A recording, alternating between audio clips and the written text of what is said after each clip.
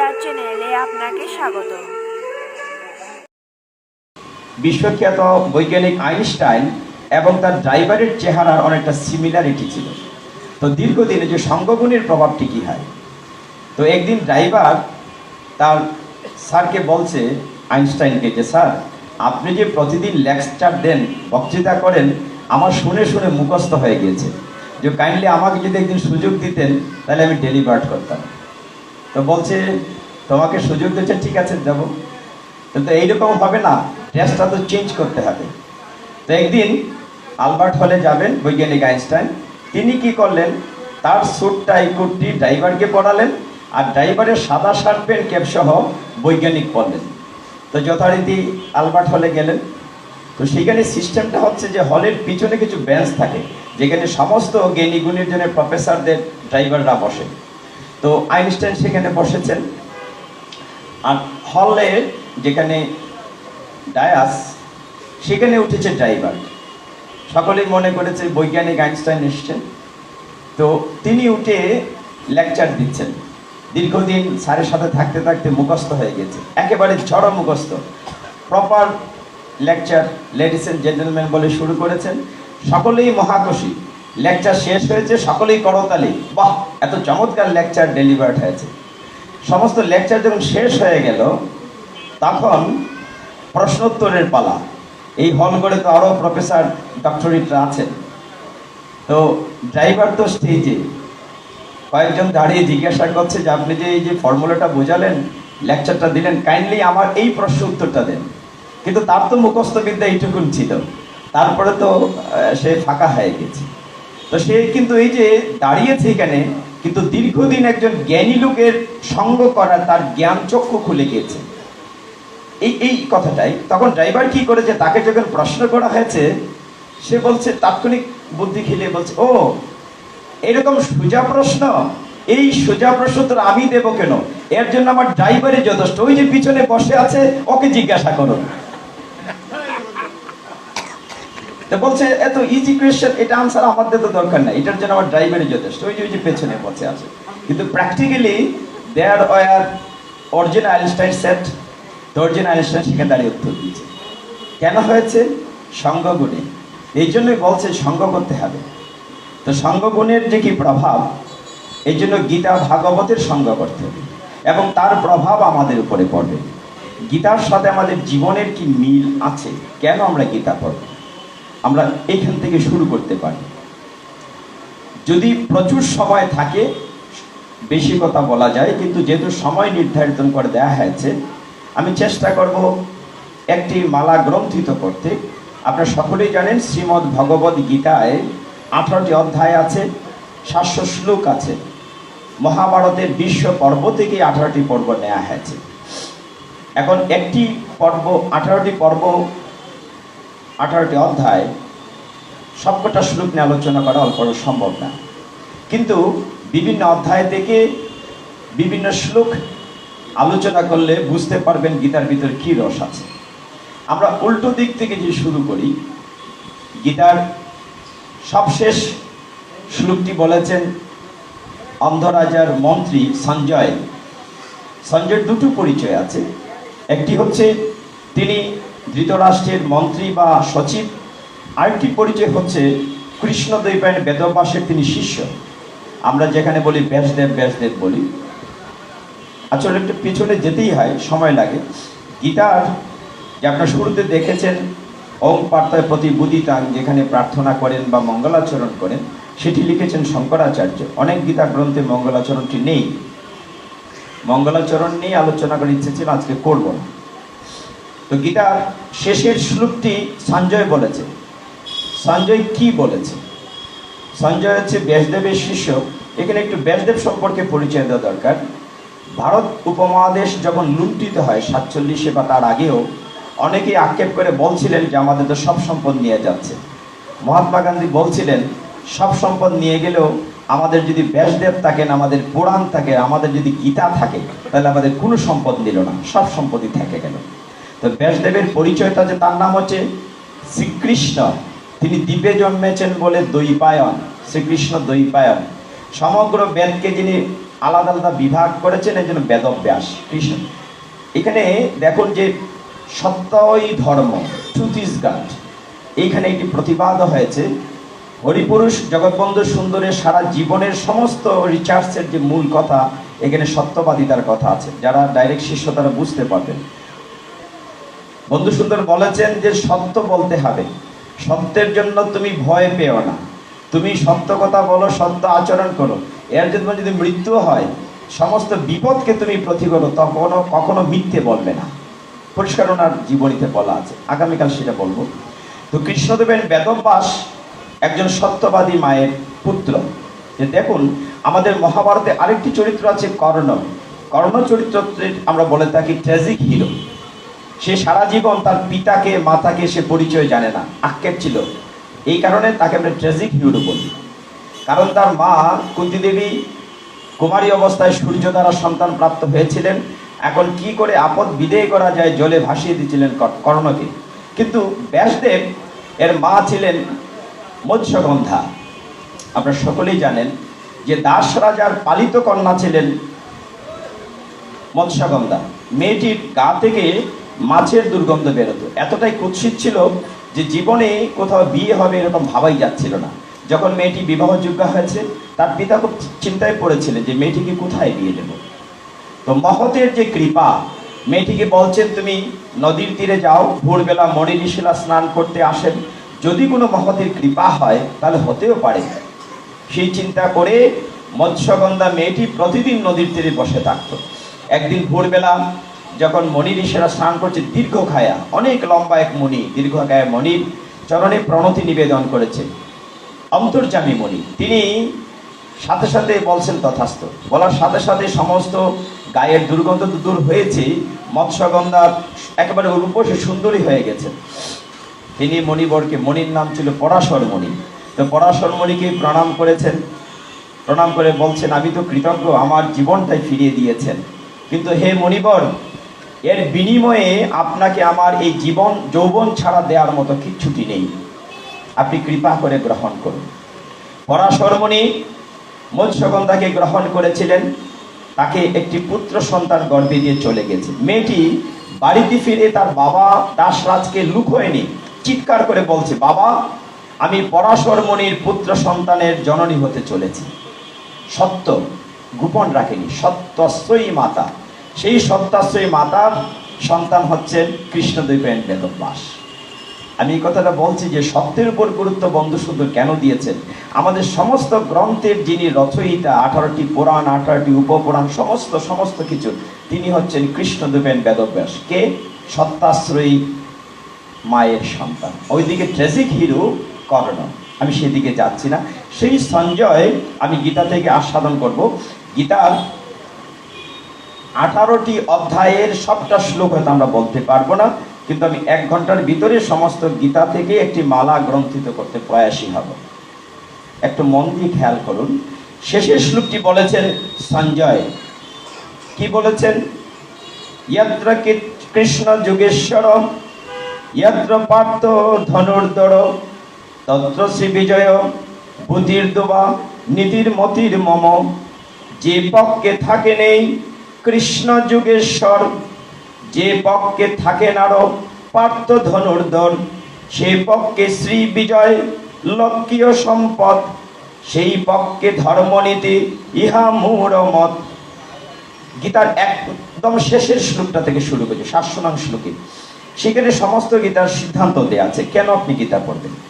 সেখানে বলা হচ্ছে যে পক্ষে কৃষ্ণ থাকেন, যে পক্ষে ধনুর্ধর থাকেন। তার অন্ধ রাজা ধৃতরাষ্ট্র সঞ্জয়কে জিজ্ঞাসা করছিল কারা জিতবে, এই যুদ্ধের ফল কি হবে। তিনি সরাসরি যেহেতু তার রাজাকে বলতে পারেন না যে আপনারা হেরে যাবেন, ইনডিরেক্টলি ইঙ্গিতে বলছেন যে পক্ষে কৃষ্ণ আছেন, যে পক্ষে ধনুর্ধর আছেন, সেই পক্ষে বিজয় হবে। তাহলে আমরা যারা এখন সংসারে আমাদের কি চাই, যদি আপনাকে প্রশ্ন করা হয় আমরা কি বিজয় চাই কিনা, আমরা সম্পদ চাই কিনা, আমরা সুনাম চাই কিনা, আমরা ধর্মনীতি চাই কিনা, আমরা কি বলবেন? নিশ্চয়ই সম্পদ চাই, সুনাম চাই, ধর্মনীতি চাই। গীতা বলছে এই শ্লোকের সিদ্ধান্তে যদি আপনি সম্পদ চান, শান্তি চান, সুখ চান, ধর্মনীতি চান, বিজয় চান, তাহলে আপনার পক্ষে কৃষ্ণকে রাখতে হবে। যে পক্ষে থাকেন কৃষ্ণ যুগেশ্বর, তো যুগেশ্বর কৃষ্ণকে যদি আপনি আপনার পক্ষে রাখতে পারেন। এখন প্রশ্ন হচ্ছে, পক্ষে নিতে গেলে দুটো বিষয় আছে। আপনার বাড়িতে যখন ঝগড়া বিবাদ হয়, মারামারি হয়, আপনার পক্ষে কারা বেরোয়? আপনার আপনজন লাঠিসোঁটা নিয়ে বেরোয়। মামলা মকদ্দমা হলে আপনার পক্ষে কে যায়? আপনজন যায়। আরেকটা পক্ষ যায় যদি টাকা দিয়ে বুকিং করা যায়।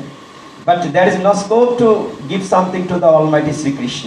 কিন্তু ভগবান যেহেতু আমার সাথে মূর্ত না, তাকে তো টাকা দেওয়ার কোনো সুযোগ নাই। তাহলে ভগবানকে কি করে পক্ষে নেওয়া যাবে? গীতাতে আপনারা শুনেছেন যে আপনার যদি জয় দরকার, সম্পদ দরকার, শান্তি দরকার, ভগবানকে পক্ষে নিতে হবে। এই টোটাল বিষয়টা গীতায় শিক্ষা দিয়েছে। সমগ্র গীতায়, ভাগবতে, চৈতন্য চরিতামৃতে একটি মাত্র শব্দ অত্যন্ত গুরুত্ব, শব্দটি হচ্ছে প্রপদ্যন্তে, অর্থাৎ সারেন্ডার টু দ্য অলমাইটি। প্রপদ্যন্তে মানে আত্মসমর্পণ। আমি করি, আমরা করি, আমার ক্ষমতা আছে সেটা না। তিনি করান তাই আমি করি, তিনি বলান তাই আমি বলি। ব্রহ্মাজি তো বলেছেন যে ভুজন গমন বাণী, ব্রহ্মাজি বলেন জানি কি বা না জানি। অর্থাৎ আমি বাসাতে রান্না হয়েছে, খুব ভালো সুস্বাদু মাতা যে রান্না করেছেন, ভগবানকে ভোগ নিবেদন করেছেন, আমি মনে করেছি খুব খাবো, কিন্তু সেটা আমার নাও হতে পারে। খাবার নিয়ে আসবেন এমন সময় কোনো টিকটিকি বা কিছু পড়তে পারে, ফেলে দিতে হবে। আমি মুখে দেব, সেইটা আমার না হতে পারে। কিভাবে? যে আমি যখন খাবো তখন তো বিন লাগতে পারে। আমি খেয়েছি সেইটা আমার না হতে পারে, বমি হয়ে বেরিয়ে আসতে পারে।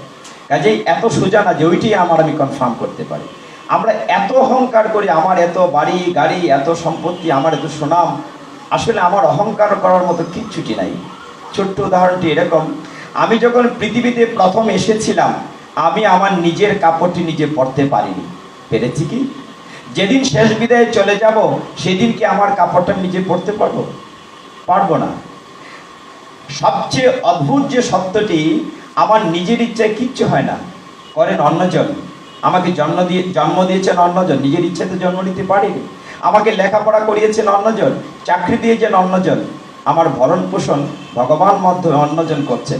আমি যেদিন শেষ বিদায় নেব, সেদিনও আমি হেঁটে শ্মশানে যেতে পারবো না, আমাকে কাঁধে করে নিয়ে যাবে অন্যজন। হরি বল। একটু চিন্তা করুন, আমার কি ক্ষমতা আছে? সঞ্জয়কে দিয়ে যখন ধৃতরাষ্ট্র শুনছিলেন গীতার কথা, কুরুক্ষেত্রের মধ্য ময়দান থেকে ভগবান অর্জুনের রথের ড্রাইভার, অর্জুন মনে করেছে যে উনি তো আমার সারথি না, ড্রাইভার। বলছে ডাইনে বামে গাড়ি নাও, যেদিক খুশি ওরকম। একটি জায়গায় স্থাপন করা হয়েছে ভগবান পরিকল্পিতভাবে, এমন একটি জায়গায় স্থাপন করেছেন যেখানে অর্জুনের দুর্বল জায়গা। সে দেখেছে তার পিতামহ বিশ্বদেব, অস্ত্রগুরু দ্রোণাচার্য, সকল আত্মীয় স্বজন। তার সমস্ত শরীর কাঁপছে, হাত পা অবশ হয়েছে, পিঠ থেকে ধনুর্ধর পড়ে গেছেন, বসে পড়েছেন রথের পরে। সেখান থেকে গীতা শুরু। বলা হচ্ছে অর্জুন বিষাদ যুগ। অদ্ভুত বিষয়টি হচ্ছে এই যে আমাদের প্রার্থনা বা মঙ্গলাচরণে একটি জায়গায় আপনারা পড়েছেন, সর্ব উপনিষদ গাবদুগ্ধা গোপালানন্দন, বলেছেন না? সর্ব উপনিষদ মানে সমস্ত উপনিষদ থেকে নির্যাস করে যদি গাভী রূপে গীতা কল্পনা করেন, তার অমৃত, গীতার যে দুগ্ধ বলা হচ্ছে অমৃত, এই গীতা গাভীর দুহন করতে হচ্ছেন কি? ভগবান শ্রীকৃষ্ণ নন্দন। আর বাছুর হচ্ছে অর্জুন। বাছুরে যদি বানে গুতা না দেয় তাহলে দুধ পড়ে না। মানে অর্জুন বারবার প্রশ্ন করছে আর কৃষ্ণ তার উত্তর দিচ্ছে। এই জন্য বলা হচ্ছে সর্ব উপনিষদ গাবদুগ্ধা গোপাল নন্দন পার্থ বৎস সুধীর ভুক্তা গীতা অমৃত মহৎ। মহৎ না বলে পিবেত বললে একটু ভালো হয়, যে পান করলে। সকলেই গীতার অমৃত পান করতে পারবে না। দেখেন বাসা থেকে বেরিয়েছেন, পাশের মাতাজি বলছে যে আমার তো বাসাতে অতিথি এসছি, যেতে পারবো না। হয়তো আপনি বেরিয়েছেন, না আমার একটি কাজ পড়ে গেছে, যাবো না, সকলে আসতে পারবে না। এই জন্য বলা হচ্ছে যে সুধীর ভোক্তা, একমাত্র সুধীজনরাই গীতার অমৃত পান করতে পারে। এখন বলা হচ্ছে সর্ব উপনিষদ গাবদুগ্ধা। আমি উপনিষদ থেকে একটু আস্বাদন করি, বুঝতে পারবেন যে উপনিষদ না পড়লে, না জানলে গীতা আস্বাদন করতে পারবেন। এটা পিছনে একটু যেতে হবে। কেন সমস্ত উপনিষদ থেকে গীতা এলো? আমাদের অনেকগুলো উপনিষদ আছে, কেন উপনিষদ, তৈত্তরী উপনিষদ, কঠ উপনিষদ। কঠ উপনিষদের কাহিনীটা আমি আরেকদিন বলেছি। কঠ উপনিষদ যেহেতু চমৎকার, সেখানে একটি গল্প আছে, যারা স্কুলে পড়ে ছেলে মেয়েরা তাদের জানা আছে। নচিকেতার গল্প তোমরা পড়েছো, তোমাদের জানা আছে হয়তো। একবার এক রাজা, তিনি একটি যজ্ঞ করেছেন, যজ্ঞটির নাম বিশ্বজিৎ যজ্ঞ। যজ্ঞের নিয়ম হচ্ছে যে যজ্ঞের পরে তার প্রিয় জিনিস দান করতে হবে, না হলে পূর্ণ ফল হবে না। তো সমস্ত দিন যজ্ঞ হয়েছে, আহুতি হয়েছে, বিকেলবেলা তিনি তার রাজ্যে যে একদম দুর্বল গরু টরু ছিল এগুলো দান করছেন। তার একটি মাত্র ছেলে, কিশোর বয়সী নচিকেতা, সে বাবার কাছে গিয়ে প্রণাম করে বারবার বলছে, বাবা তুমি তো সবকিছু দান করছো, তুমি আমাকে কার কাছে দান করবে? বাবা বলছেন, তাই হয় নাকি? তুই তো আমার একমাত্র আদরের ছেলে। বলছেন, আমি জানি বিশ্বজিৎ যজ্ঞের নিয়ম হচ্ছে প্রিয় জিনিস দান না করলে পূর্ণ হয় না। আমি তোমার প্রিয় একমাত্র ছেলে, আমাকে দান না করলে আমার পুত্র হিসাবে কি কর্তব্য? পিতাকে পূর্ণ ফল পাইয়ে দেওয়া।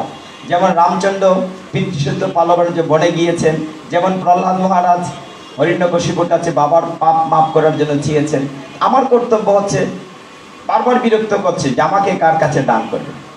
যখন বারবার বিরক্ত করছে, রাজা রাগ করে বলছেন, যা, তোকে আমি যমরাজার কাছে দান করলাম। সন্ধ্যা হয় নচিকেতা সেজে গুজে রেডি হয়ে সে জমালয়ে যাবে, তৈরি হয়েছে। গিয়ে বাবাকে প্রণাম করেছে, মাকে প্রণাম করেছে। বাবা আমি যাই জমালয়ে, আমার জন্য আশীর্বাদ করে। বলছে, তা কি করে হয়? বলে, তুমি না আমাকে দান করেছো যমরাজের কাছে, এখন না গেলে কি তোমার সত্যভঙ্গ হবে না? বলে, তো কথার কথা বলেছি, রাগ করে বলেছি। বলে, না আমাকে যেতেই হবে। মা বাবা খুব কাঁদলেন, আটকাতে পারলেন না। আমি যে বলছি, গীতার আগে বলা হচ্ছে সর্ব উপনিষদ গাবত। উপনিষদ থেকে কি করে গীতা এলো আমাদের এগুলো জানা দরকার, আগে উপনিষদ পড়তে হবে। তো সেখানে নচিকেতা যখন রওনা হলো, যেতে যেতে জমালয়ে পৌঁছালো। দুর্ভাগ্যবশত যমরাজ জমালয়ে ছিলেন না, 3 দিন বাইরে ছিলেন আওয়াজ জোরে। ছেলেটি সিংহ দরজায় 3 দিন বসে থাকলো। 3 দিন পরে যমরাজ ফিরে এলে দেখলেন একটি ছেলে জীবিত বসে আছে। তাকে ডাকলেন, বলে, তুমি এখানে কেন এসছো? বলে, আমার বাবা তোমার কাছে আমাকে দান করেছেন, দয়া করে আমাকে ডিউটি দাও, আমি আই হ্যাভ টু সার্ভ, সেবা করবো আপনার। যমরাজ আটকে উঠলেন, কি বলছো কি? এখানে তো জীবিত লোক আসে না, মৃত্যুর পরে আসে, তুমি ফিরে যাও। বলে, না, কখনো যাওয়া যাবে না, বাবা আমাকে আপনার কাছে পাঠিয়েছেন, দান করেছেন, কোনোভাবে সে ফিরে যাবে না। কত বোঝালেন। যমরাজ বললেন, যাই হোক, তুমি তো আমার অতিথি, কারণ 3 দিন তুমি আমার দরজার বাইরে বসেছিলে, কিচ্ছুটি খাওনি হয়তো, তো তুমি 3 দিনের জন্য তুমি 3টি বর চাইতে পারো, তুমি চাও? তো নচিকেতা বলল, দিবেন তো? বলে, হ্যাঁ দেব। 3টি বর চাও। যে প্রথম বরটি হচ্ছে, আমি যখন এখানে এসেছিলাম আমার মা বাবা আমার জন্য খুব কান্নাকাটি করছিলেন, মায়ের মনের কষ্ট, বাবার মনের কষ্ট, মা বাবার মনের কষ্টটি তুমি দূর করে দাও। যমরাজ বললেন, তথাস্তু। দ্বিতীয় বরটি হচ্ছে, আমি যখন আবার ফিরে যাব, রাজ্যের লোক হয়তো আমাকে সেরকম গ্রহণ করবে না। কেন গ্রহণ করবে না? যে একটা লোক মৃত হলে আবার যখন জীবিত লোকে যায় তাকে গ্রহণ করার কথা না। আমরা যতই আমাদের মৃত পিতামাতার দিবসই পালন করি, কিন্তু মৃত্যুবার্ষিকী যদি আমার পিতামাতা জীবিত হয়ে আসে, মনে হয় না আমরা গ্রহণ করতে পারবো, ভূত থেকে ভয়ে পালাবো। এই প্রসঙ্গে রবি ঠাকুরের একটি গল্প আছে, জীবিত মৃত। কাদম্বিনী মরিয়া প্রমাণ করিল যে সে মরে নাই। কাজেই আমাকে এই বর দাও, যাতে আমার সমগ্র রাজ্যবাসী আমাকে আবার আগের মতো গ্রহণ করে। যমরাজ বললেন, তথাস্তু। তৃতীয় বরটি আমার একটি জিজ্ঞাসা। যমরাজ বললেন, বলো বলো, তোমার তৃতীয় বর উত্তর আমি দেব। বলে, তৃতীয় বরটি হচ্ছে আমার জানার বিষয়। বলি, কি বলো না, তোমার কি জানার বিষয়? নচিকেতা বলছে যে জানার বিষয় হচ্ছে মৃত্যুর পরে মানুষ কোথায় যায়, তার জীবের আত্মা বলতে কি, আত্মা এবং দেহ বলতে কি। যমরাজের সর্বনাশ, আমরা এই প্রশ্ন উত্তর কাউকে দেই না, এইটা ছাড়া তুমি অন্য কিছু চাও। বলে যে, আমার এই উত্তরই দিতে হবে। বলছে, না, তুমি এইটা ছাড়া অন্য কোনো উত্তর চাও। বলে, না, সেটা দেওয়া যাবে না, সেটাই বলতে হবে। আমাদের আত্মতত্ত্ব জ্ঞান, মৃত্যুর পরে আত্মা কি হয়, কত বোঝালেন। তুমি অন্য চাও, তুমি ধন দৌলত চাও, বলার সাথে সাথে লক্ষ লক্ষ কোটি কোটি দেখা গেল হিরে জড়া দেশে। নচিকেতা বলছে, আমি এগুলো চাই না। তো কি চাও? তাহলে তুমি অটুট যৌবন ভোগ করো। বলার সাথে সাথে অনেক অপ্সরী রূপসী মেয়েরা এসছে। নচিকেতা বলছেন, আমি এইটাও চাই না। আমার উত্তর দিতে হবে, প্রকৃতপক্ষে আমি কি? আমি বলতে এই দেহ না, আমি বলতে আত্মা, যার কোনো ধ্বংস নেই। দেহান্তরিত হয়, আত্মার মৃত্যু হয় না। এই বিষয়টা যমরাজ উপনিষদে যেভাবে বুঝিয়েছিলেন নচিকেতাকে, এইটি গীতার 2য় অধ্যায় সাংখ্যযোগ। আমি কথাটা বলতে চাচ্ছি যে উপনিষদ থেকে কি করে গীতা এলো, বলা হচ্ছে সর্ব উপনিষদ কাবল। এইভাবে পেছন থেকে আসছে। অর্জুন যুদ্ধ করবে না, আর ভগবান তাকে স্বকর্তব্যে ফিরিয়ে নেওয়ার জন্য চেষ্টা করছেন। দেখুন কি কঠিন সময়। অর্জুন বলছে আমি যুদ্ধ করবো না, প্রয়োজনে ভিক্ষাবৃত্তি করে জীবিকা নির্বাহ করব। ভগবান বলছেন উঠো, জাগো, তোমার ক্লিবত্ব ত্যাগ করো, তুমি না ক্ষত্রিয়, তোমার স্বকর্তব্য কি? ভগবান বলছেন তোমাকে তো মারতে হবে না, আমি মেরে রেখেছি, তুমি উপলক্ষ মাত্র। অর্জুন বিশ্বাস করছে না, বলছে আমি তোমার কথা কেন শুনবো, তুমি তো আমার মতো মানুষ, তোমার হাত পা আছে। দেখেন গীতাকে এরকম সহজ করে বুঝতে দেখবেন, এটা বিশাল একটা সহজ বিষয়। তো বলছেন যে তুমি কংসের কারাগারে দেবকী বসুদেবের গর্ভে ভাদ্র মাসে কৃষ্ণপক্ষের অষ্টমী তিথি রোহিণী নক্ষত্রে ঝড় ঝঞ্ঝা রাত্রিতে জন্ম নিয়েছো, আমিও তো ক্ষত্রিয়, জন্ম নিয়েছি পাণ্ডব বংশে, তুমি আমি এক, তোমার জন্ম আমার জন্ম এক।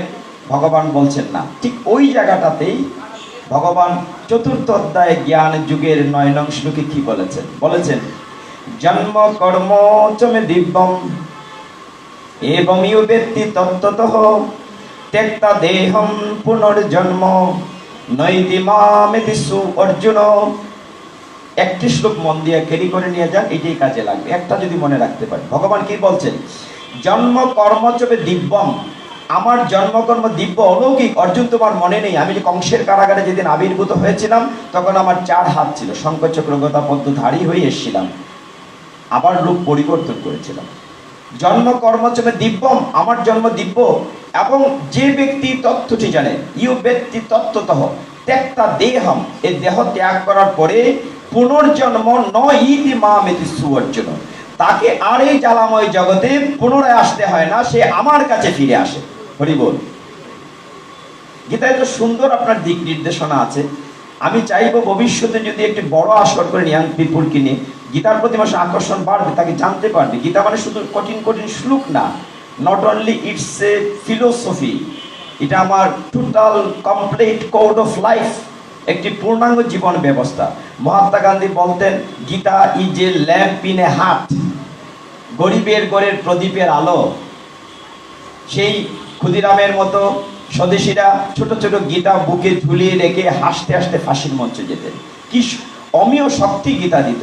পৃথিবীর বড় বড় বৈজ্ঞানিক দার্শনিকরা যখন সমস্যার সমাধান পান না, তারা গীতায় আশ্রিত হন। অথচ দুর্ভাগ্যজনক সত্য, আমরা আমাদের 18টি পুরাণ, উপপুরাণ, বেদ পুরাণ কিচ্ছু জানি না। আমরা মুখস্থ পরীক্ষায় দিয়েছি চণ্ডী মার্কেন্ড পুরাণের অন্তর্গত। কয়জন আমরা মার্কেন্ড পুরাণ পড়েছি? পড়া বাদ দিলাম, দেখেছি কয়জন লাল না কালো, সাইজটা কিরকম। এই জায়গাটাতে বড্ড দুর্ভাগ্য। আমাদের মূল ধর্মগ্রন্থের নাম মুখস্থ লিখেছি বেদ, বেদ আমরা কয়জনে পড়েছি, কয়জনে দেখেইছি। অথচ আমরা অহংকার করে বলি আমরা সনাতন ধর্মাবলম্বী। আমি যাচ্ছি না, সমালোচনায় যাচ্ছি না। এই জন্য আমি বলছিলাম দুলাল প্রভু ইয়াং পিপুলকে ডাকেন, দে হ্যাভ টু নো যে আমাদের গীতায় কি আছে, দে শুড নো আমাদের গীতায় কি আছে। আমি আবার গীতায় ফিরে যাচ্ছি, কারণ ঘড়ির কাঁটা আমার রান করছে। তো সেইখানে অর্জুন যখন বুঝতে চাইল না, ঠিক এরকম ভাবতে হবে অর্জুন আমাদের পক্ষ হয়ে প্রশ্ন করছে আর ভগবান উত্তর দিচ্ছেন। অর্জুন অর্জুনের জন্য না, সমগ্র জগৎবাসীর জন্য প্রশ্ন করছে। অর্জুন একটি উপলক্ষ, আমি যুদ্ধ করবো না। ভগবান বলছেন তুমি না ক্ষত্রিয়, ওঠো। তো ভগবানকে অর্জুন বলছেন দেখো, আমরা তো মায়াবদ্ধ জীব, এই যে স্ত্রী পুত্র পরিজন নিয়ে থাকে, মায়া তো ছাড়তে পারি না। তুমি না বলেছো গীতায় 7ম অধ্যায়, আমি ফাঁকে ফাঁকে যাচ্ছি, সব অধ্যায় টাচ করবো না, একটু বাদল বাবুকে বলছে আমি ফাঁকে ফাঁকে যাচ্ছি, সব অধ্যায় হয়তো টাচ করে টাইমে কাভার দেওয়া যাবে না। কিন্তু আমি প্রশ্নটা শুরু করেছিলাম, এটা মাথায় রাখবেন যে ভগবানকে পক্ষে নেওয়ার জন্য আমরা বসেছি, how to attach with the lord Shrikrishna. আমরা সেইখানে ফিনিশিংয়ে যাব। বিভিন্ন 18টি অধ্যায় যদি মনে করেন বিভিন্ন বাগান থেকে কিছু ফুল তুলে একটি মালা গিতে চেষ্টা করছি। আমরা 7ম অধ্যায়ে যাই, যেন অর্জুন কৃষ্ণকে মনে করিয়ে দিচ্ছে, তুমি না বলেছ 7ম অধ্যায়ে 14 নং শ্লোকে বলেছ, কি বলেছ? অর্জুন যেন কৃষ্ণকে মনে করিয়ে দিচ্ছে। কি বলছেন ভগবান? দৈবী হেসা গুণময়ী মম মায়া দূরত্বয়া। কৃষ্ণের মুখের বাণী, ভগবান বলছেন আমার মায়া অতিক্রম করা কঠিন, মানে দৈবী অলৌকিক। মায়া মানে মিথ্যা, এটা মনে রাখতে হবে, মায়া মানে মিথ্যা। ছোটবেলা আমরা যখন রামপুর মাঠে ফুটবল খেলতাম, দূরে দেখতাম আকাশ ওই মাঠে লেগে আছে, কিন্তু আমরা দৌড়ে গেলে আকাশকে ধরতে পারতাম না। চাঁদনি রাত্রে উঠান দিয়ে দৌড়াতাম, চাঁদ আমাদের সাথে যেত। আসলে কি আমার সাথে যেত? যা দেখি তাও সত্য না, মায়া, মায়া মানে মিথ্যে। তো অর্জুন কৃষ্ণকে, খুব সংক্ষেপ করছি, অর্জুন কৃষ্ণকে বলছে যে তুমি তো বলেছো তোমার মায়া অতিক্রম করা কঠিন, তাহলে আমি কি করে মায়া অতিক্রম করে যুদ্ধ করব? আমার না সব আত্মীয় স্বজন। ভগবান বলছেন যে সপ্তম অধ্যায়ের 14 নং শ্লোকটি জ্ঞান বিজ্ঞান যুগ, 14 নং শ্লোকের প্রথম লাইনটাতে লেখা আছে দৈবী হিয়াসা গুণময়ী মম মায়া দূরত্বয়া। আমার মায়া দৈবী অতিক্রম করা কঠিন। পরের লাইনটা পড়ো, এটা অনুষ্ঠুপ ছন্দের, বলছেন পরের লাইনটা পড়ে দেখো কি লেখা আছে। 14 নং শ্লোকের পরের লাইনে লেখা আছে মামেব যে প্রপদ্যন্তে মায়া মেতামে তরন্তিতে। আমার কাছে যে আত্মসমর্পণ করে আমি তার মায়ার বাঁধন কেটে দেই। উত্তর আছে, ভগবান বলছেন যে আমি তো আমার কাছে আত্মসমর্পণ যে করে আমি তার মায়ের বাঁধন কেটে দিই। কিন্তু আমরা মায়ার মোহ ত্যাগ করতে পারি না, বড্ড কঠিন। একটু গল্প বলি 3 মিনিটে, আমি বহু জায়গায় গল্পটা বলি, খুব ভালো লাগে। এক দেশের এক রাজা প্রচণ্ড ভগবানের ভক্ত ছিলেন। এত ভক্ত তিনি প্রজাদেরকেও নিজের সন্তানের মতো স্নেহ করতেন, পালন করতেন। এতটাই ভক্ত ছিলেন, ভগবানের সাধন ভজন করতে করতে ভগবানকে সাক্ষাৎ দর্শন করেছেন, নিজের চোখে দেখেছেন। ভগবান উদ্ভাসিত হয়ে বলছেন, হে রাজন, আমি তোমার ভক্তিতে খুব খুশি হয়েছি, তুমি বর চাও। তো রাজা বলছেন তুমি বর দেবে? কয়টা? বলে একটা বর। দেবে তো? বলছে হ্যাঁ দেবো, বলো তুমি চাও, কি চাও? তো রাজা বলছেন আমি তো সমস্ত প্রজাকে আমার সন্তানের মতো ভালোবাসি, আমাকে তুমি দর্শন দিয়েছ, কৃপা করে তুমি সমস্ত রাজ্যের প্রজাকে দর্শন দেবে। ভগবান তো চিন্তায় পড়ে গেল, তা কি করে হয়? তুমি না ওই সেবা পূজা করে ভক্তি করে আমার দর্শন করার যোগ্যতা অর্জন করেছো। বলে না, তুমি কথা দিয়েছো যে আমাকে একটি বর দেবে, না করা যায় না। তো ভগবান তো আটকে পড়ে গেলেন। দেখেন আমরা কতটা মোহ ত্যাগ করতে পারি না কেন, ওই যে মায়া মোহর কথা বলছি। তখন রাজন বলছে না, দিতে হবে। ভগবান বলছে ঠিক আছে, কথা যখন দিয়েছি তোমাকে বর দেব, দেখা দেব, সমগ্র প্রজাদেরকে দেখা দেব। তুমি একটি বিশেষ দিন বললেন যে অমুক দিন সকলকে নিয়ে সমুদ্রের তীরে আসবে। সারা রাজ্যে ঢুল পিটানো হলো, সকলেই মহা খুশি যে ভগবান দেখবেন। স্বভাবতই সকলেই সেজে গুজে, পরিষ্কার জামা কাপড় শাড়ি টাড়ি পরে সাজে গুজে করে মায়েরা বাবারা ভোরবেলা অন্ধকার থাকতে রওনা হয়েছে। কোথায় যাবেন? সমুদ্রের তীরে। আর গীতা কঠিন না, গল্প করতে করতে দেখবেন গীতা বোঝা হয়ে যাবে। তো যাচ্ছেন, সমুদ্রের তীরে যাচ্ছেন। সেইখানে যখন যাবেন ভোরবেলা, হঠাৎ দেখলেন কি যেন চকচক করছে। তখনকার সময় তো কাগজের টাকা ছিল না, রূপার টাকা পড়ে আসে, কাঁচা নোট। কাঁচা নোট আগে যে রূপা বাজিয়ে নিত, টং করে শব্দ করত, কাঁচা টাকা। তো সেখানে রূপার টাকা যখন চকচক করছে, এরকম স্তূপাকৃতি পড়ে আছে, সেইটা দেখে প্রজারা দৌড়াতে শুরু করছে। রাজা ডাকছেন তোমরা কোথায় যাচ্ছ? বলে কেন? ভগবান দেখতে যাবে না? বলে ভগবান পরেও দেখা যেতে পারে, কিন্তু ফেরার পথে তো রূপার টাকা পাওয়া যাবে না, অন্য নিয়ে যাবে। সকলেই ব্যস্ত পকেটে নেওয়ার জন্য, মাতাজিরাও আঁচলে বাঁধার জন্য ব্যস্ত। অর্ধেকের উপর প্রজা কমে গিয়েছে। আরো কিছুক্ষণ যাওয়ার পর দেখেন কিছু কিছু সূর্য উঠছে, হয়তো পূব আকাশে দিনমণি উদ্ভাসিত হচ্ছে, চকচক করছে, সোনার টাকার একটি পাহাড়ের মতো পড়ে আছে। বাকি যে প্রজারা ছিল সকলেই দিয়ে দৌড়, মানে কার আগে কে সোনার টাকা পকেটে ঢোকাবে। রাজা চিৎকার করে আটকাতে পারছে না, তোমরা না আমার সাথে ভগবান দেখতে যাবে? বলে তোমার ভগবান পরে দেখা যাবে, কিন্তু ফেরার পথে আসলে একটি টাকাও পাওয়া যাবে না। সকলেই ব্যস্ত সোনার টাকা পকেটে আঁচলে বাঁধার জন্য। রাজা চেয়ে দেখলেন চারপাশে প্রায় সকল চলে গিয়েছেন, শুধুমাত্র রানীমা তার সাথে আছে। রাজা মনে মনে কিছুটা হলে সন্তুষ্ট হলেন, যাক বাবা, অন্তত ঘরের ঘরণীতে আছে, অর্ধাঙ্গিনী আমার সাথে আছে। যেতে যেতে একদম সমুদ্রের কাছে, পয়েন্টটার নাম ছিল বঙ্কিমোহন। বঙ্কিমোহন স্থানে যখন পৌঁছবেন, তখন পূব আকাশে দিনমণি প্রায় উদ্ভাসিত, সকাল হয়ে যাচ্ছে। দেখলেন এখন সমুদ্রের কাছে ঝিলিক দিচ্ছে, এরকম স্পার্কিং, যে হিরে জহরত পড়ে আছে। এইটা দেখে রানীমাও দৌড় দিচ্ছে। রাজা আঁচল টেনে টেনে বলছে যে তুমি কোথায় যাচ্ছ? বলে কেন? তুমি না ভগবান দেখতে যাবে আমার সাথে? বলে তোমার ভগবান তুমিই দেখো, তোমার সাথে আমি নাই। সারা জীবনে কতবার বলেছি হীরা দিয়ে আমার একটা নেকলেস বানিয়ে দিতে, কখনো দেওনি। এখানে এতগুলো হীরা পড়ে আছে, এই সুযোগটা তো জীবনে দুবার আসবে না। রানীমাও দৌড়ে গেলেন। সব শেষে একমাত্র রাজা সমুদ্রের তীরে পৌঁছলেন। ভগবান উদ্ভাসিত হলেন, জিজ্ঞাসা করলেন, রাজন তোমার প্রজারা কোথায়? আমি তো কথা দিয়েছিলাম সকলকে দেখা দেব। রাজার কোনো উত্তর আছে কি? তিনি একেবারে সাষ্টাঙ্গে প্রণতি নিবেদন করে বলছেন, প্রভু আমায় ক্ষমা করুন। এই মায়ামোহ ত্যাগ করা যে কত কঠিন, এই কথাটি গীতায় ভগবান বলছেন অর্জুনকে। আমরা আরেকটু আগাই, সপ্তম অধ্যায়, অষ্টম অধ্যায়, নবম অধ্যায় যাই, দশম অধ্যায় যাই। অর্জুনকে যে শিক্ষাটি দিয়েছে যে দেখো তুমি উঠো, যাবো, দুর্বলতা নয়, ক্লিবত্ব নয়। তুমি মারলে দেহটাকে মারতে পারবে, আত্মাকে মারতে পারবে। নৈনম চিন্দন্তি শস্ত্রাণি নৈনম দহতি পাবকহ। আত্মা এমন একটি জিনিস, তাকে অস্ত্র দিয়ে কাটা যায় না, আগুনে পোড়ানো যায় না, জলে ভিজানো যায় না, বাতাসে উড়ানো যায় না, দেহান্ত হয় মাত্র। আমরা একটা ভাড়াটিয়া বাড়িতে আছি মনে করো, ভাড়াটিয়ার যদি মালিকের ভালো লাগবে না বলবে গেট আউট। এই খাঁচাটি হচ্ছে আমাদের রথ। যদি আজকে সময় থাকতো আমি এখান থেকে কিছু কথা বলতাম এই দেহটা নিয়ে। এই রথটি, এই দেহটাই রথ। তার মধ্যে এই যে আমার জীবাত্মা, সেটা হচ্ছে আরোহী বা রথের যে মূল ব্যক্তি, পরমাত্মা যিনি সারথি, আর বুদ্ধি হচ্ছে লাগাম, আর আমার যে স্বররিপু সেটি হচ্ছে ঘোড়া, আমাকে দৌড়ে নিয়ে যাচ্ছে, কোন দিক থেকে নিয়ে যায় কন্ট্রোল করতে পারছি না। অর্জুনকে আবার গীতায় ফিরে আসে, অর্জুনকে বলছে তুমি উঠো, যুদ্ধ করো। অর্জুন বলছে যে তোমার কথা যে শুনবো, তুমি যে বলছো এত কঠিন কঠিন কথা, আমরা কি করে জীবন যাপন করব, কি করে থাকবো, আমরা তো পারি না। ভগবান বলছেন দশম অধ্যায়ের নাম কি? বিভূতি যুগ। বিভূতি যুগের 10 নং শ্লোকে ভগবান বলছেন, আমার যে সমস্যা হয় কি, আমি ক্ষমা চাচ্ছি যে গীতার অনেকগুলো শ্লোক থেকে প্রচুর স্টপ, এখন ওরা ফাইট করে, ওরা বলে আমাকে বলো, অত নম্বর অধ্যায় শ্লোক বলে আমাকে বলো। আমি আবার ধারাবাহিকতা রক্ষা করার জন্য কিছু ড্রপ দিতে হচ্ছে। দশম অধ্যায় যা একটু জাম করে, নইলে যে যারা গানের জন্য এসছেন তারা আবার মনে মনে বকবেন আমাকে। তো দশম অধ্যায়ে 10 নং শ্লোকে ভগবান উত্তর দিয়েছেন যে আমরা কি করে থাকবো।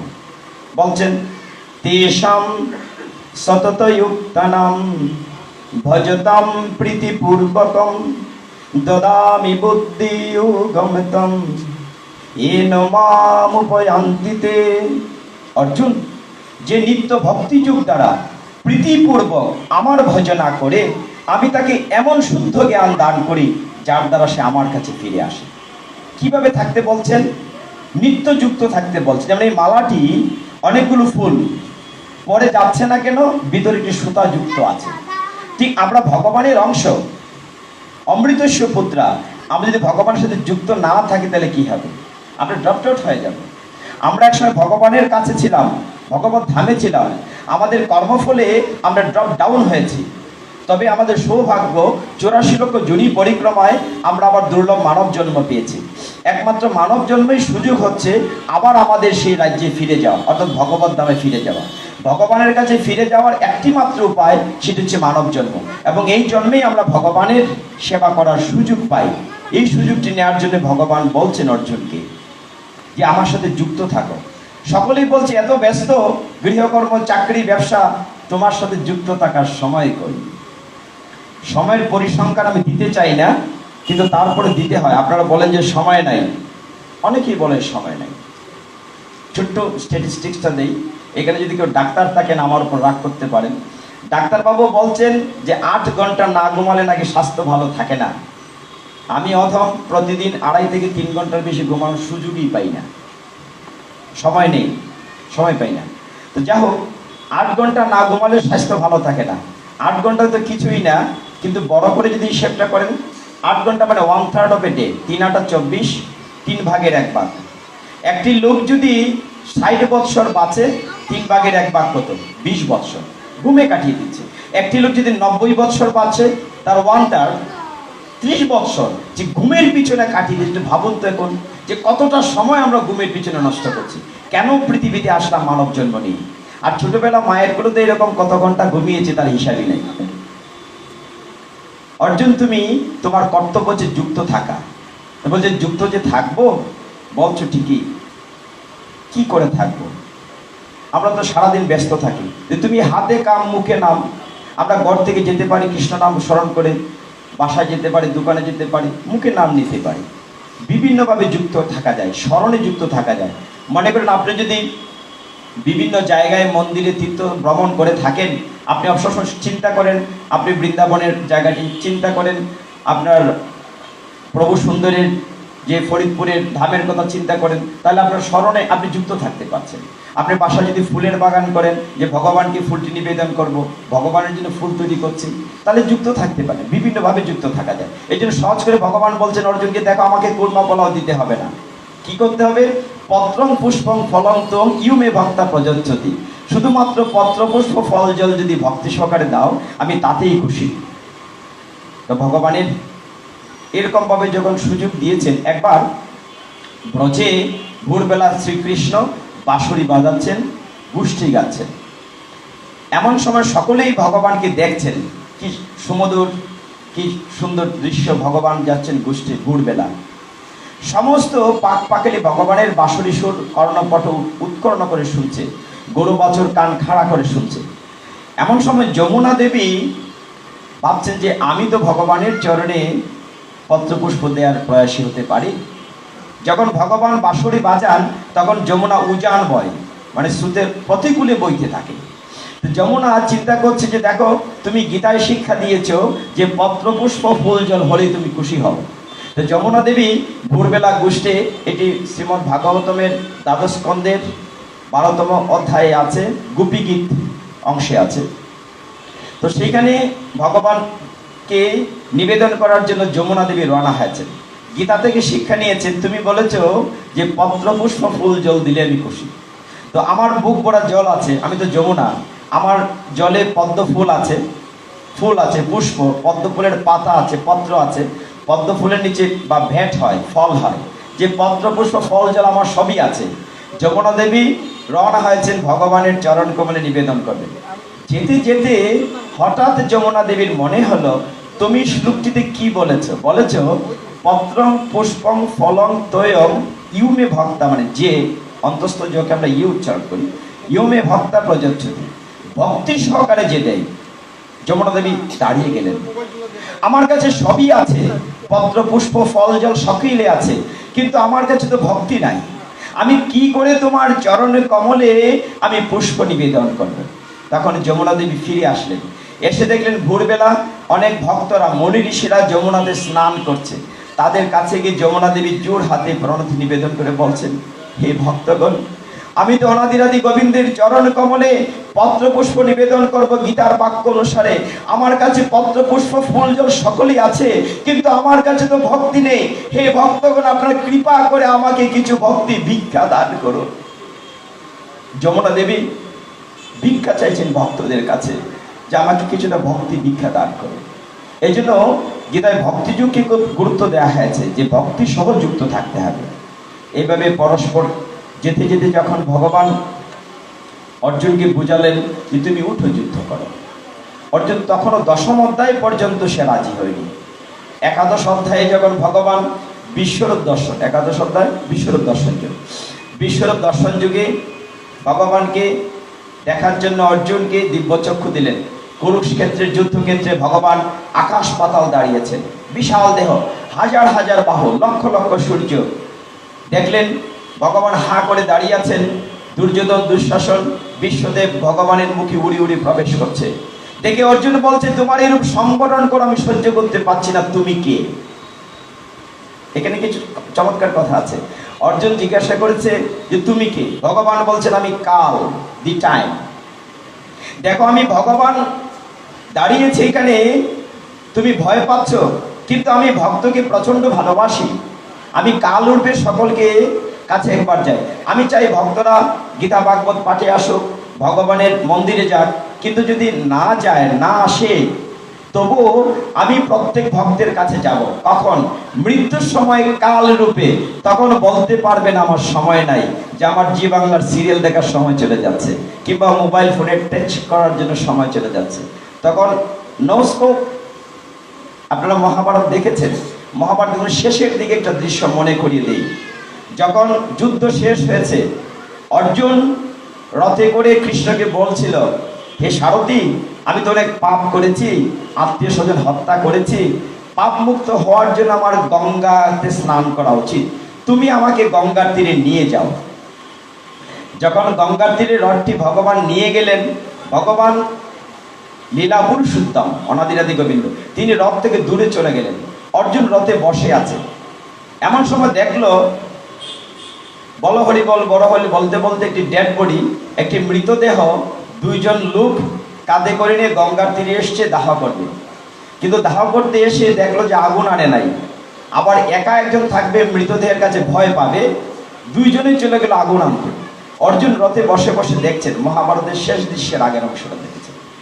দেখছি অর্জুন দেখলো একটি কৃষ্ণকায় শৃগাল এসে ওই ডেড বডিটার মুখ শুকছে, নাক দিয়ে শুকছে, মাথা ঘুরিয়ে ফেলছে, হাত শুকছে, মাথা ঘুরিয়ে ফেলছে, মাথা শুকছে, মাথা ঘুরিয়ে, সে কোন দিক থেকে খাবে মৃতদেহটি, কিন্তু শুকে শুকে সরে যাচ্ছে।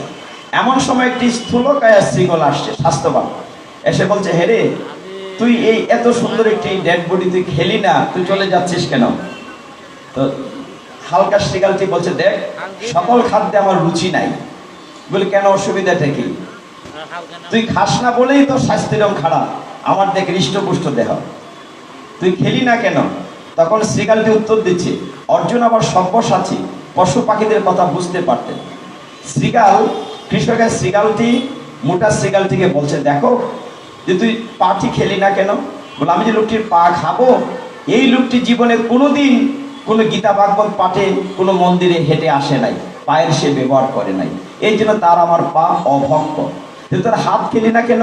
বলে, এই হাত দিয়ে গুরু বৈষ্ণবকে প্রণাম করার কথা, ভগবানের চরণে চর্চিত পুষ্প দেওয়ার কথা, এই হাতের সঠিক ব্যবহার করে নাই, তাই এই হাত আমি খেতে পারি না। তুই তার কান খেলি না কেন? যে কান দিয়ে কখনো ভগবানের গীতা ভাগবত কীর্তন শ্রবণ করে নাই, এই জন্য তার কান অপবিত্র, আমি খাবো না। তুই তার জিহ্বা খেলি না কেন? বলি, জিহ্বা দিয়ে কোনোদিন হরি পুরুষোত্তম হরে কৃষ্ণ নাম কোনোদিন উচ্চারিত না হয়, হরি বল, এই কারণে তার জিহ্বা আমি খাবো না। এইভাবে যখন বোঝালো, আমি সংক্ষেপ করছি কথাটি, দৃশ্যটি আপনাদের মনে আছে মহাভারতে। তখন তো বলে, ঠিক আছে, বাদ দে, ওই যে রথের উপরে বসে আছে একটি জীবিত লোক একা, চলো তাকে আমরা খাই। মানে অর্জুন বসে আছে, তাকে খাই। দুই শৃগাল যাচ্ছে। তখন পাতলা শৃগালটি বলছে যে, তার মতো মূর্খ আছে নাকি, তাকে তো খাওয়া যাবে না। বলে, এত সুন্দর সুপুরুষ রাজপুত্র, তাকে মূর্খ বলছো কেন? যদি মূর্খই না হতো, শেষ যে গঙ্গাতে স্নান করে পাপ থেকে মুক্ত হবে, যার চরণ থেকে গঙ্গার জন্ম হয়েছে, যে তার রথের সারথি অনাদিরাদি গোবিন্দ, তার সামনে গঙ্গা রেখে সে যাচ্ছে গঙ্গাতে স্নান করার জন্য, তার মতো মূর্খ আছে। এরকম মূর্খকে আমরা ভক্ষণ করি না। অর্জুনকে ভক্ষণ করা যাবে না। তখন যখন কৃষ্ণ ফিরে আসলেন, মূলত কৃষ্ণ লীলাটি করিয়েছেন। যে শব্দটি ছিল সে হচ্ছে শিব ঠাকুর, মানে ভোলানাথ শব্দ সেজেছিলেন। আর দুইজন যে নিয়ে আসছিল, তার যে শৃঙ্গি আর কি আছে না, শিব ঠাকুরের দুই শিষ্য, তারা বহন করে নিয়ে এসেছিল। আর শ্রীকাল হচ্ছে যুগমায়া, এই লীলাটি ভগবান করেছেন, লীলা পুরুষোত্তম। তখন ভগবান যখন ফিরে এসছেন, তখন তার চরণে পড়ে ক্রন্দন কি ক্রন্দন, চরণ ভিজিয়ে দিয়েছে অর্জুন, যে প্রভু, আমার ভুল হয়েছে, তোমার চরণ থেকে ভাগীরথ গঙ্গার জন্ম, আর তোমার চরণ কমলের তলে আমি গঙ্গা রেখে আমি পৃথিবীর গঙ্গাকে অবগাহন করার জন্য এসেছি। ঘড়িতে বাজে 9:27। কতক্ষণ আছে আর? কয় মিনিট দেবেন? 2 মিনিট, 20 মিনিট? আচ্ছা, মায়েরা তো রাগ করছেন বোধহয়। আচ্ছা, ঠিক আছে। তাহলে যে দেখুন, আমাদের শান্তি সুখটা কোথায় আছে? ভগবানের চরণ কমলের নিচে। কিন্তু আমরা তা না খুঁজে ওই রকম ঘুরছি। তাহলে একটি বাস্তব গল্প বলি। একবার সুখ লাভের প্রত্যাশায় আমরা দেশ বিদেশ ঘুরি। এই দাদাবাবু তো বহু দেশ ঘুরেন। একবার খুব পয়সাওয়ালা 3 বন্ধু, 4 বন্ধু, অনেক টাকা পয়সা রোজগার করেছে। সুখ লাভের জন্য পৃথিবী ঘুরতে ঘুরতে আমেরিকাতে গিয়েছে। সবচেয়ে বেশি সুখ মনে হয় আমেরিকাতেই আছে। আমেরিকাতে গিয়ে কি করেছে? তারা 100 তলা, সবচেয়ে উঁচু হোটেলের 100 তলার রুম বুকিং দিয়েছে, যেখান থেকে বসে আমেরিকাও দেখবে, মজা করবে। সুখ লাভের প্রত্যাশায়। একদিন হলো কি, তারা ঘুরে ফিরে দেখি বিরক্ত লাগলো, আর ভাল লাগছে না। তো নিচে নেমে, লিফটে নেমে তারা নাস্তা করতো। তো একদিন যখন নাস্তা করে উঠবে, আনফর্চুনেটলি সেদিন ইলেকট্রিসিটি ছিল না, যদিও আমেরিকাতে কারেন্ট যায় না। তারা বন্ধুরা এখন 100 তলে উঠবে কি করে? তারা চিন্তা করলো যে একটা কাজ করা যায়, আমরা 4 বন্ধু মিলে আমরা আমাদের জীবনের দুঃখের গল্প বলি। গল্প বলতে বলতে হাঁটলে সিঁড়ি স্টেপ কমে যাবে। তো প্রথম বন্ধু যে প্রস্তাব দিল, চতুর্থ বন্ধু তার জীবনের গল্প শুরু করলো যে বিশ্বাস কর, আমার জীবনটা তো দুঃখের না, কি বলবো, বলে সে কান্না শুরু করেছে। যে কিরকম দুঃখের? যেমন ছোটবেলা মাকে হারিয়েছে, স্টেপ মাদার আমাকে যে কি কষ্ট দিয়েছে, বলতে বলতে ভেঙে করে কাঁদছে। বন্ধুরা হাঁটছে, হাঁটতে হাঁটতে 25 তলা উঠে গিয়েছে। তো দ্বিতীয় বন্ধু বলছে তোর জীবনের দুঃখ কি বল? বলে তোর দুঃখ আর দুঃখ কি, আমার দুঃখ আরো কঠিন। আমি একটি মেয়েকে ভালোবাসতাম, কিন্তু আমার তখন এত অর্থবিত্ত ছিল না। মেয়েটি আমার জন্য, আমি তার জন্য কি না করেছি, কিন্তু এক সময় আমাকে রেখে অন্য একটি বড় লোকের ছেলের সাথে বলে সে কান্না শুরু করেছে। এইভাবে যেতে যেতে 50 তলা চলে গিয়েছে। থার্ড বন্ধু তার জীবনের কথা বলেছে, তার ব্যবসাতে কিভাবে ধোঁকা খেয়েছে, কান্না করছে। 75 স্টেপ যাওয়ার পরে, 75 তলা যাওয়ার পরে 100 তলার কাছাকাছি চতুর্থ বন্ধুকে পিড়াপিড়ি বলছে যে তুই না প্রস্তাব দিয়েছিলি তোর দুঃখের কথা বলে, কষ্টের কথা বলে। বন্ধু আমার কষ্টের কথা যদি বলি তোর আর হাঁটতেই পারবি না, বসে পড়বি। বলে বল না, শুনি না। কিন্তু তারা থামছে না, হাঁটছে। ওরা খুব পিড়াপিড়ি করছে, তোর দুঃখের কথাটা বল। বলে আমার কষ্টের কথাটা যদি বলি তোদের কষ্ট আর কষ্ট কি, আমরা তো এখানে হচ্ছে সুখের সন্ধানে, কিন্তু আমার কষ্টের কথা বললে তোর আর হাঁটতেই পারবি না। এই করে করে 90, 95, 96, 97 চলে গিয়েছে। সবাই খুব বলছে যে তোর দুঃখের কথাটা বল। একদম প্রায় লাস্ট ইয়ারে চলে যাচ্ছে। তখন বলছে বন্ধু বলবো আমার দুঃখের কথা। বলে বল না তোর দুঃখের কথা। বলে দেখো, সকালে যে আমরা নিচতলায় রেস্টুরেন্টে বসে নাস্তা করেছিলাম, ওইখানে আমার রুমের ভুলবশত চাবিটা নিচে ফেলে আসছি। এইটা শুনে সব বন্ধু ফ্লোরে ধপাস করে বসে পড়েছে। আবার 100 তলা নামতে হবে, চাবি আনতে হবে, আবার 100 তলা উঠতে হবে, তারপর দরজা খুলতে হবে। এটা হচ্ছে তার দুঃখের কথা, যে ভুলবশত নিচতলায় চাবি ফেলে আসছে, এর জন্য 100 তলা উঠেছে। এটা দুঃখের কথা, এটা গল্প না, এটা হচ্ছে একটা লেসন। আমাদের সুখের চাবিটা গোবিন্দের চরণের নিচে আছে। আমরা 100 তলায় আরোহণ করি সুখের জন্য, সুখের চাবিটা ওইখানে না। সুখের চাবিটা হচ্ছে under the lotus feet of the almighty Shrikrishna. Lotus feet, পদ্মচরণ কমলের নিচে আছে সুখের চাবিটি। আমরা আবার গীতায় ফিরে যাই, আর 15 মিনিট আছে। অর্জুনকে যখন দিব্যরূপ দেখালেন বিশ্বরূপ, অর্জুন বলছে তুমি এই রূপ সংবরণ করো, আমি সহ্য করতে পারছি না। এই রূপ দেখে অর্জুন বলেছিল এইবার কৃপা করে তুমি আমার গুরু হও, আমাকে তোমার শিষ্য বানাও। We come to the point, surrender to the almighty. Surrender করার আগ পর্যন্ত কিচ্ছু হয়নি। বলছিল অর্জুন এইবার তুমি আমার গুরু হও, আমাকে তোমার শিষ্য বানাও। অর্জুন কি বলছিল? যে এবার তুমি যা করতে বলবে আমি তাই করব, করিষ্যে বচনাঙ্গে তব। এই কথাটি আমাদের অর্জুন, যেন আমরা প্রত্যেকে যেন অর্জুন, যে তুমি যা করতে বলো হে প্রভু সুন্দর, তুমি যা করতে বলো আমি তাই করি, করিষ্যে বচনাঙ্গে তব। তার উত্তর প্রথম দিকে 8ম অধ্যায়ে দেয়া আছে। ভগবান উত্তর দিয়েছেন প্রথম দিকে, কি বলেছেন? যুদ্ধ চ বাট মাম অনুস্মর, তুমি যুদ্ধ করো কিন্তু আমাকে স্মরণে রেখে। যুদ্ধ মানে কুরুক্ষেত্রের যুদ্ধ না। প্রতিনিয়ত আমরা জীবন যুদ্ধ করছি সংসারে। আমরা কি করে পরের দিন বাজার হবে, কি করে চাকরিতে আরো উন্নতি হবে, কি করে বসের বকা থেকে বাঁচবো, কি করে টাইমলি স্কুলে যাব, ছেলেমেয়েরা ভালো রেজাল্ট করার জন্য, ভালো ভর্তির জন্য ভর্তি যুদ্ধ করতে হয়। এই সবটাই যুদ্ধ। ভগবান গীতায় শিক্ষা দিয়েছেন যুদ্ধ চ বাট মাম অনুস্মর, তুমি যুদ্ধ করো কিন্তু আমাকে স্মরণে রেখে। এই যে গীতার শিক্ষা। আর গীতা একদম সমস্ত, কঠিন না। আচ্ছা, অনেকগুলো শ্লোক বললাম ভগবানের। অর্জুনের একটা শ্লোক বলি, নাইলে বেচারা আবার কষ্ট পাবে।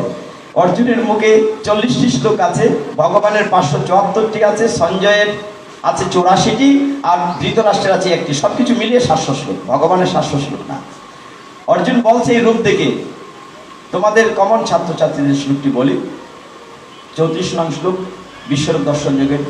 তমাদি দেব পুরুষ পুরাণ, তমৈশ্য বিশ্বস্য পরম নিদানম, বেত্তৌসি বেত্তমে চ পরম চ ধাম, তয়া ততম বিশ্ব অনন্ত রূপ, হেতু অনন্ত রূপ, পুরাণের আদি পুরাণ, মানে ভগবানের প্রশংসা করছে।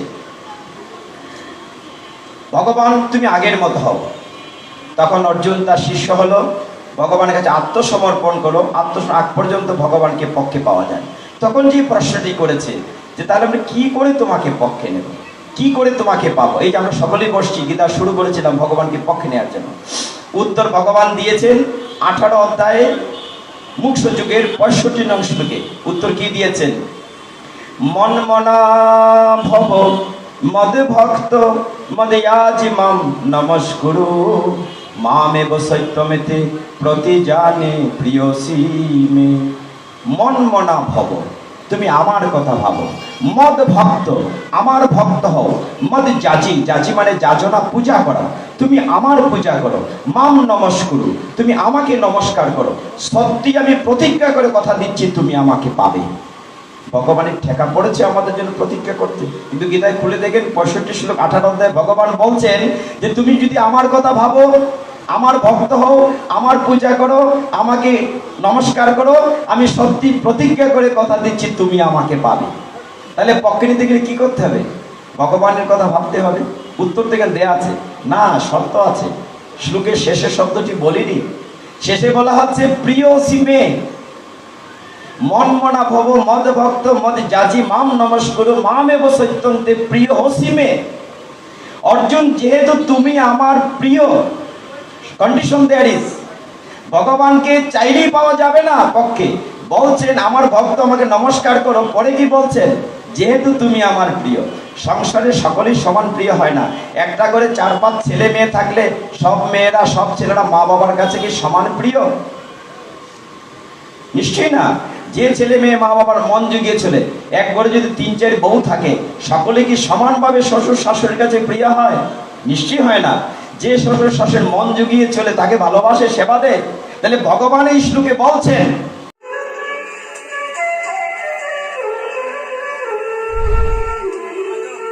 চ্যানেলটি ভালো লাগলে লাইক